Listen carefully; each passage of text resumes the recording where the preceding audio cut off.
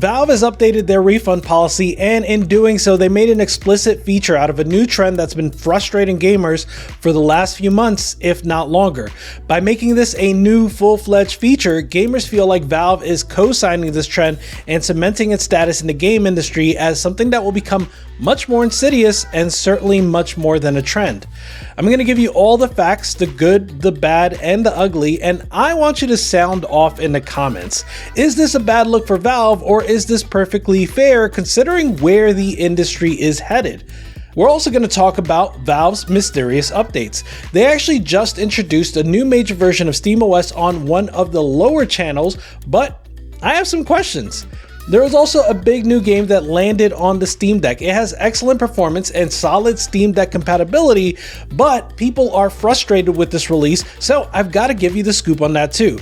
Also, there is this funny controversy that hit a beloved indie. Basically, there's a whole lot to discuss in this week's Deck News Roundup. Real quick, I wanted to say thanks to all the people that got me to 90K subscribers.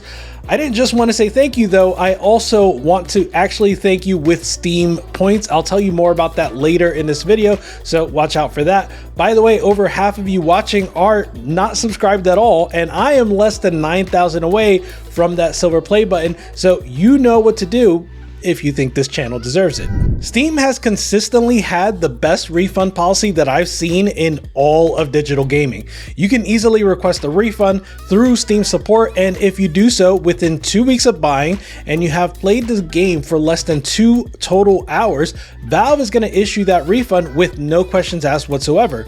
This has consistently been viewed as an incredibly generous policy for gamers, and it's now held up as the standard to which other digital game stores are compared against. Naturally, this isn't just Valve being altruistic. They are aware that such a refund policy means that users are more willing to buy games on Steam, considering they're going to feel confident that if they don't enjoy a game, they can simply get their money back. Likewise, it gives you an incentive to buy from Steam directly rather than to buy from a third party that sells Steam keys like Humble, Greenman Gaming, or Fanatical. Each of those stores have their own refund policy that's going to differ from Valve's. Well, late on Tuesday, Valve published a post outlining an update to their own refund policy. It says, quote, "Today we have updated a portion of our refund policy regarding pre-purchase titles. This change covers titles that are in pre-purchase and offer advanced access. Playtime acquired during the advanced access period will now count towards the Steam refund period." End quote. I'll be honest, I didn't realize that prior to this change, refunds worked any differently for advanced access games, but that is probably because advanced access is a new trend that we're seeing pretty recently in AAA game releases. My friend Bill has a video on his channel, The Nerd Nest, outlining how the much anticipated and upcoming Star Wars Outlaws employs this tactic. If you go to the Ubisoft store, you can see that Star Wars Outlaws is available for pre-order at $70, an increased price that has quickly become the industry standard for the biggest game publishers like Ubi and Take-Two. But if you scroll down, you can see that there are a number of ways to play the games 3 days early. You can subscribe to Ubisoft Premium for $18 a month or pay at least $110 for the Gold Edition, which comes with 3 days early access. Apparently, people were able to hypothetically abuse the refund policy with this sort of advanced access because the playtime clock didn't start ticking until after the official release date. So people could rack up hours and hours in early or advanced access and then request a refund as soon as the game is actually out. Presumably, they could then buy the game again for a cheaper price. Notably, one of Bill's points of contention in this video is that the release date is no longer the release date. The early access or advanced date is the true release date, and if you're only paying the MSRP of $70, you're actually getting the game 3 days late. Honestly, the adjustment to the refund policy seems to support that argument. But none of that is why people are disappointed in Valve. The reason that gamers are disappointed in Valve is because they've formalized this practice of advanced access and now they've made it an official feature. Here is a tweet from SteamDB that explains it. It says, quote, advanced access is now an explicit feature that allows users that have pre-purchased a game to play prior to the game's official release. Playtime acquired during advanced access period will now count towards the Steam refund period, end quote. And from there, you can see tweets from people that disapprove of this move. Here's one. Ew, advanced access. Even though I understand that Steam is just a store and doesn't answer for things like that, it still looks bad. Kinda like it legitimizes pre-order early access that companies now want to normalize, end quote. Here's another tweet that shared the same sentiment, and the creator of SteamDB also chimed in and said, quote, I don't like how Valve is normalizing this practice of doing early access by paying extra, end quote. And to be fair, there were some reactions that said, basically, this is not Valve's fault. The ship has already sailed. This is something that AAA Studios started a year or so ago and has become increasingly standard in the last few months. And in that way, some people argued, Valve adding this feature was just the next logical step. There were even others that took that logic further and said that not only is it not Valve's fault, it's not even the publisher's fault. Instead, it is gamers that are normalizing it in the first place. One reason I'm really interested to listen to what people think here is because I haven't given advanced access much thought personally. Before I started this channel, I almost never bought games on day one. Once I started making Steam Deck videos, I did feel an obligation to be informed on the day one status of some game releases. So yeah, I was kind of forced into buying games on day one to be able to accurately report on them. But if I didn't have this channel, I'd go back to waiting for a sale for nearly every game I play, so waiting 3 days past release date just does not have an impact on me. So what do you think? Is this something that Valve had to do since the industry was already headed in that direction, or should Valve have taken a hard stance against this practice, which so many gamers find to be abhorrent? Let me know. Whether I'm going to a coffee shop or a library or just to the playground with my kids, one accessory that's always with me is a power bank, and today's sponsor Charge has my favorite new power bank, the Shark Geek 170, and they're partnering with my channel for a special deal.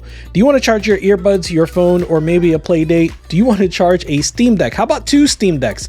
The new Shark Geek 170 comes equipped with 24,000 milliamp hours of capacity and maxes out at 170 watts of charging power. It can charge up to 3 devices at once and is IP6 water resistant, so you don't even have to worry about water splashes or coffee spills. And even with all this charging power, it is cleared for use on an airplane. And have you noticed this display? You can see right here how much power it's getting if it's being charged, or how much power it's outputting if it's doing the charging. Plus, you have the remaining battery life and amount of time until it's out of juice or until it's done recharging. This thing is amazing, and if you're looking for a special discount, check the link in the description and pick one up now. Thanks to Charge for sponsoring this video. Next up, let's talk about SteamOS 3.7. Yes, that's right, 3.7. Last year, Valve released their biggest SteamOS update since the Steam Deck was released with SteamOS 3.5. 3.5 was key for the release of the Steam Deck OLED, and so it was packed with a bunch of great features, including, of course, support for HDR and 90Hz refresh rates. As soon as SteamOS 3.5 was released to the stable channel, SteamOS 3.6 appeared on the main channel. If you don't know, the main channel is a hidden update channel that is really intended for developers and not suited for public consumption. Nonetheless, in the 8 months since SteamOS 3.6 landed in the main channel, things have actually been pretty quiet, and now we just learned that SteamOS 3.7 is landing in the main channel. I suppose this means that 3.6 should be headed to stable soon, but again, that's a little surprising because compared to 3.5, we've just heard so little about what's in 3.6. In retrospect, it's a little surprising that we didn't see the Steam Deck OLED coming. There were so many hints. I already mentioned that SteamOS 3.5 included support for HDR and 90Hz refresh rates, but it also included support for a new mysterious chip codenamed Sephiroth as opposed to Aerith, the codename of the chip on the LCD deck. My point is, Valve kind of lucked out. We probably should have guessed that Valve was working on a new Steam Deck, and it still took some time for us to see it coming. Could it be that Valve doesn't want to take the chance again, and they're just playing their cards closer to their chest this time around? Even the recent stable update, SteamOS 3.5.19, was incredibly vague, as pointed out by Liam on GamingOnLinux.com. That update just has 2 bullet points. One says, quote, fixed an issue causing no sound output in games that open and close audio devices quickly like Super Blood Hockey, end quote. And the other is simply stability and security improvements. Liam comments on this saying, quote, your guess is as good as mine on that second line. Why are Valve being so vague, do you think? It's great to see continued updates to the operating system, but giving us more info on what actually changed would be helpful. Usually, Valve are a lot more clear in their release notes, end quote. That said, we do at least have a little information on what's new in SteamOS 3.6. It contains updated drivers like Mesa 24. According to the Fox, Mesa 24 does boost performance quite a bit on the Steam Deck. Mesa 24 also has some improvements for CPU-based ray tracing and improved support for video decoding, but other than that, there's not a lot that would benefit the Steam Deck specifically. Additionally, SteamOS 3.6 has a tool that is supposed to correct for something called the mirror effect that impacts the display on some Steam Deck OLEDs. Here's a good explanation I found for the mirror effect on Reddit. Quote, it looks like fine, grainy mesh that covers the entire screen, almost like some sort of filter. It stays static as the image moves behind it, usually more obvious in dim scenes, end quote. In any case, a few months ago, people found that SteamOS 3.6 has a hidden tool to counteract this effect.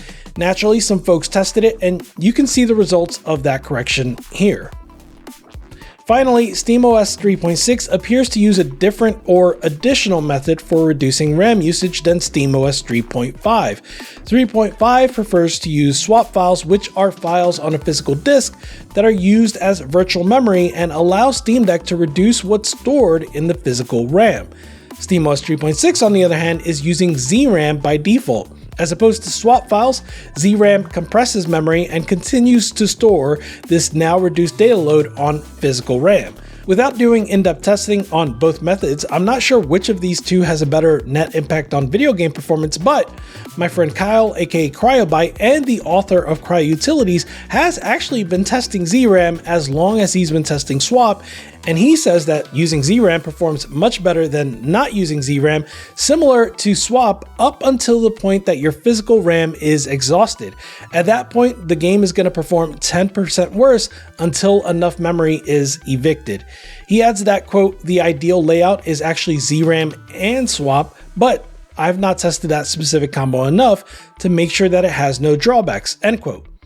By the way, one interesting wrinkle about how quiet Valve has been is that this is around the time that Valve employees take an annual retreat to Hawaii, so this is naturally going to be a very quiet time for Valve, and it's possible that things are going to pick up quite a bit in the next coming weeks and months. The next story is this week's big release to Steam, Dead Island 2. People have been waiting a full year for Dead Island 2 to come to Steam. It was first released to Epic Games Store a year ago, and the original Dead Island was immensely popular, so even though there were people that bought it on Epic Games Store, there were many others still that were going to wait for the release on Steam. Well, it was released earlier last week, and I've got to say it plays great on the Steam Deck. That of course should be no surprise, since after several patches, the EGS version of this game already played well on Steam Deck, and now you get the benefit of things like the shader cache. Nonetheless, before I get too deep into Steam Deck compatibility, the fact that so many people refused to buy this game on Epic Games Store and waited for the Steam release is probably what made them so upset to find out that it does have integration with Epic Online Services, and it will install Epic software onto your machine, unless you work around it. People were especially upset because a Dead Island 2 FAQ posted by the developer on February 13th led them to believe that there would be no Epic software whatsoever. The fifth question in that FAQ asks, quote, do I need Epic Games Launcher to play Dead Island 2 on Steam, end quote. And the answer reads, the Epic Games Launcher isn't required to play the game. If you prefer enjoying either single player or multiplayer with other Steam users, you won't need the Epic Games Launcher. However, for crossplay with players who own the game on Epic, linking to your Epic Games account is necessary to sync up friends lists, end quote. The tricky thing here is that the answer is technically correct. If you play the single player mode or you play multiplayer with other Steam users, you don't need the Epic Games Launcher. What is not said is that Epic software will still be installed by default, and it's going to prompt you for a login. There is a helpful Steam user review that details how to uninstall the software and make sure it doesn't show up again, but it goes on to give the Dead Island 2 game a thumbs down because it, quote, forces us to install software that the developer specifically said won't be necessary to play, end quote. I also saw some reviews that said people were blowing this out of proportion, and this is where I had to buy it for myself so that I could have an informed opinion to relay to you, so I went ahead and bought the game. This is one of those examples where there's no way I would have bought it on day one if it weren't for this channel, but like I said, I want to make sure I am giving you the most accurate information that I can. First of all, the game is 50% off, so it's available for $30, which seems like a reasonable discount considering it's actually been out for over a year. Second of all, I can't tell you whether people are blowing this out of proportion because that's going to be up to you to decide. I can tell you that I did not find the Epic Launcher to be intrusive. When you first launch this game on the Steam Deck, it does install Epic once. Then, after some EULAs and some other agreements, it prompts you to log in to Epic, but it makes it clear that you only need to do so if you want to do crossplay multiplayer with Epic users. Furthermore, because I have previously linked my Steam and Epic accounts, the process would have been pretty easy for me to just press a button to link them. But for the purposes of this research, I skipped this step, and sure enough, the single player worked just fine without ever logging into Epic. As for Steam Deck compatibility, it should be noted that the developers were keen on making this a really good experience on deck. It's labeled playable because of small font size and the fact that it doesn't automatically bring up the virtual keyboard, but performance-wise, this game looks and runs really great on the Steam Deck. As an aside, they also have a Steam Deck intro video on the Steam Point Shop, so that is pretty neat. In the end though, even though Epic Online Services didn't bother me much, I do believe that the developers should have made it clearer that Epic Online Services would be installed. But this is where we come back to Valve's generous refund policy. If this really is a problem for you, you should absolutely take advantage of that policy. But if you want some good zombie mauling action on your deck, well, Dead Island 2 delivers.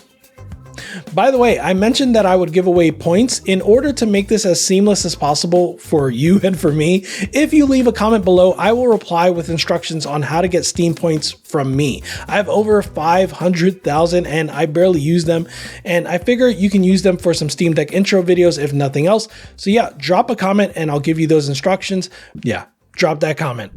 And here are some smaller stories for you. As you probably know, many people are revisiting the Fallout games thanks to the hit television series on Amazon Prime Video. Well, thanks in part to that success, Bethesda recently released a next-gen update for Fallout 4.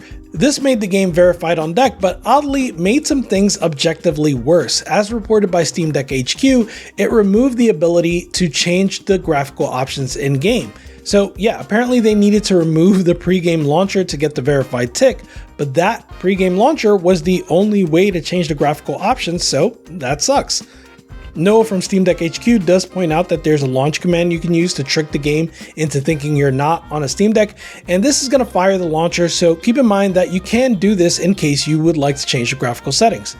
Although I mentioned earlier that Valve has been somewhat quiet with SteamOS 3.6, they still have some great updates that they've been pushing out. They recently released a new Proton 9.0 with Release Candidate 2.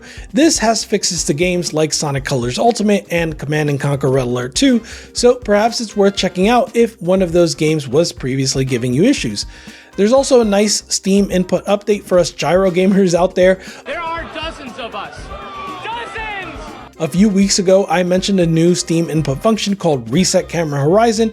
That one allows you to press a button to reset your camera's vertical alignment, and this means that regardless of whether you're looking up at the sky or down at the floor, you can press a button and it's going to reset your alignment to a level viewing perspective. Well, Valve have extended this and they added a new Steam input function called Turn Camera to Face Direction. As opposed to a vertical reset, this is going to do a horizontal reset and turn your camera all the way back to the direction you're walking in. Now, if you combine those functions, both Reset Camera Horizon and Turn Camera to Face Direction, you're going to reset your camera both horizontally and vertically, and it's going to act like the reset camera button in Splatoon. Both of these features are tuned with a dots per 360 setting, which can be pretty confusing at first, so they also added a dots per 360 calibration helper, which is neat as well. In the future, I definitely want to do an updated video on how to calibrate gyro on your Steam Deck, so watch out for that. One of the funnier stories of the week is that there's a lot of discourse around the source code of Balatro. You see, Balatro is a game built on the Love 2D engine. It's written in Lua, and you can easily see the source code for yourself if you unzip the exe file. Looking at one of the files, you'll find hundreds of lines of code consisting of not much more than if-else branches, and some programmers chimed in to say how much more efficiently it could be written. Being a software developer myself, I had to look into the specifics of Lua to double check some of the assumptions that people were making. For example, and this only makes sense to other software developers, but Lua doesn't have enums or switch statements or classes. Furthermore, comparing short strings in Lua is more performant than you might expect because of something called string interning. But aside from programming minutia, many other game developers chimed in to point out that each joker in Balatro has very bespoke functionality, so it's actually not trivial to try to abstract any common functionality like you would normally see in non-gaming software. And more importantly, many game devs and gamers also spoke up to point out that Balatro is a wildly successful game that is both stable and performs reasonably well. It's hard to argue with those results. If you're looking to save money and slow down on buying new games, I'd like to recommend a new Steam Deck companion app called Deck Filter. This is not an ad, I just really enjoy seeing people make apps and tools tailored to the Steam Deck experience. You can find it at deckfilter.app, and it does a wonderful job of helping you find games to play out of the library you already own. If you own a Steam Deck, you've probably seen your Steam library grow quickly, and that's exactly what happened with the developer of this app. He went from 100 games to 400 in no time and was motivated to make it easy to find games that fit his own lifestyle. So he developed Deck Filter, which syncs your Steam library and has awesome filtering tools so that you can search by tag, Steam Deck compatibility, or by length of campaign. This helps you find games that are Steam Deck compatible and even fit your schedule. This showed up on my radar partially because they just released an update that also syncs your wish list, which is neat. And this app is currently $5, and the author has an ambitious roadmap published on their site that you should check out if you have some time. I want to close this video out by letting you know that as we head into May, we are about to see a deluge of amazing video games, many of which are going to be a great fit on the Steam Deck. Ghost of Tsushima finally lands on Steam, and we've already seen that they're serious about performance on low-spec machines like the Steam Deck. Hellblade 2 looks phenomenal, and that may not play great on deck, but I'm looking forward to it nonetheless. I really enjoyed the original, and I really want to see what they do with this one. Rogue Prince of Persia is a roguelite action platformer made by the devs of Dead Cells, so you know it's going to be good. Animal Well is the first game coming from the publishing house that was started by YouTuber Donkey, and yeah, it actually looks like a really good Metroidvania, and Multiverses is finally coming back. It's going to be a big month for game releases, so stay tuned to the channel for what are my best picks this month. Alright, this was a big week. Don't forget to check out the Shark Geek 170, one of the coolest and most useful power banks that you can get right now. Deck Gang out. Goodbye.